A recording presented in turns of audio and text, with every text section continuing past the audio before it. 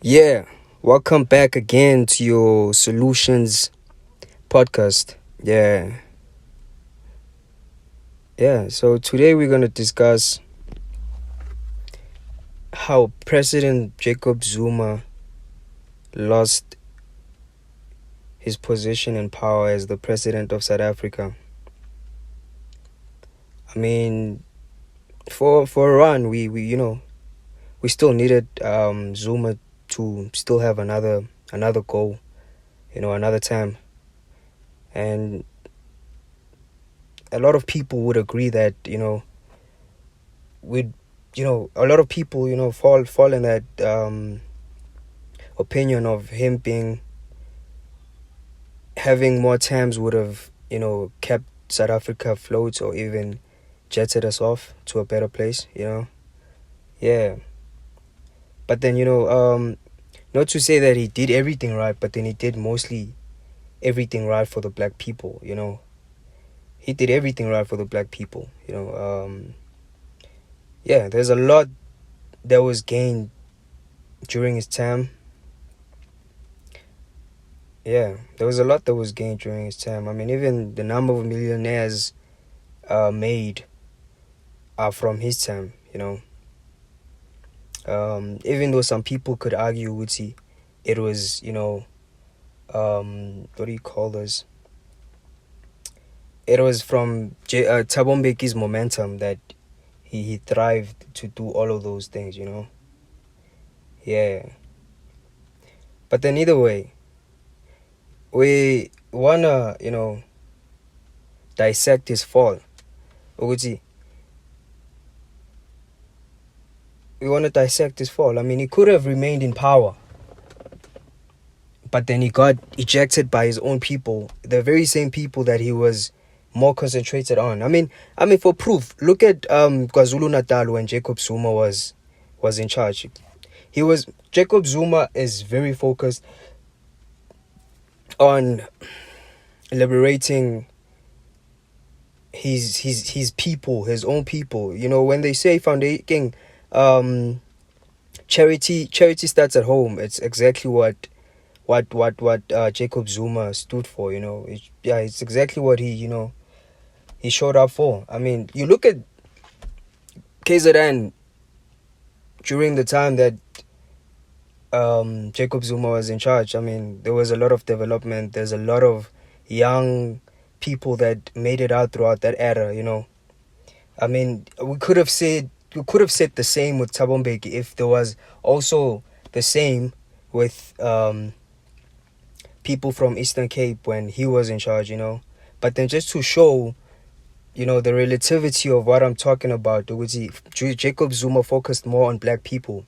Is that even KZN, his own people, his family, his own people benefited from him being in that position. They benefited hard. I mean, the closer you were to Jacob Zuma, the more you're likely to benefit. And being a black person, it means you were closer to Jacob Zuma. And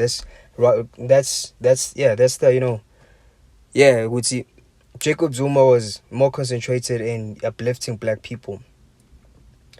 And his fall came about black people. I mean, it was the same Gaddafi style, The same way that Gaddafi fell was his own people, With Jacob Zuma too, it was the same. His own people, went against him. But the issue here is,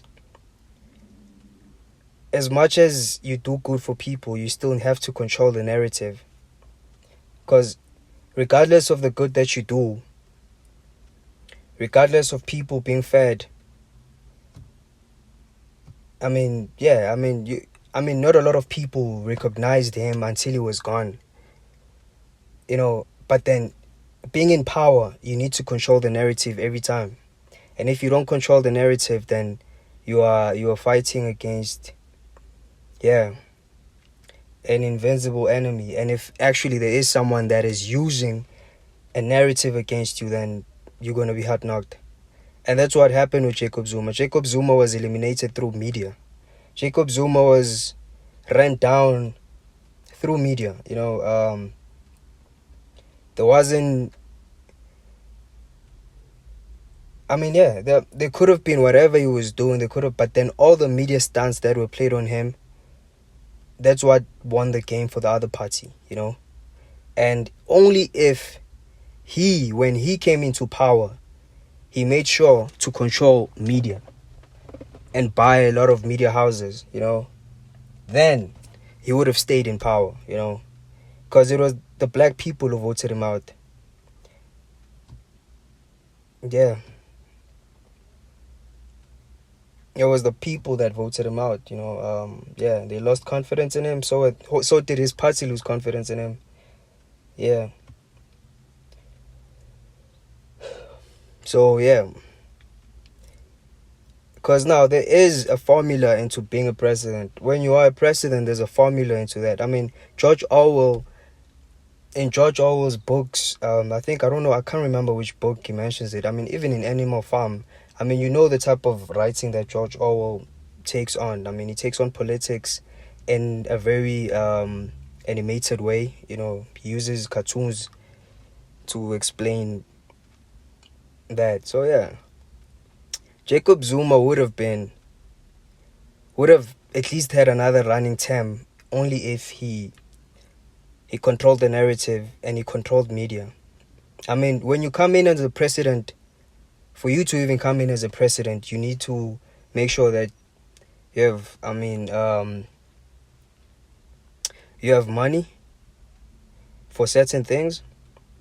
You have money for controlling the police, because you're gonna need that scare factor. You need money for controlling the politicians themselves. Yeah. You need money. I mean, that is like bribery money. And you need money for controlling media. Yeah, I mean, if there's also another thing that I haven't mentioned, because I haven't looked at that formula in a minute, but then that's what I can remember right now. But then media is very important in that. Controlling the narrative is very important in that. And that's why I feel like that's where Zuma lagged.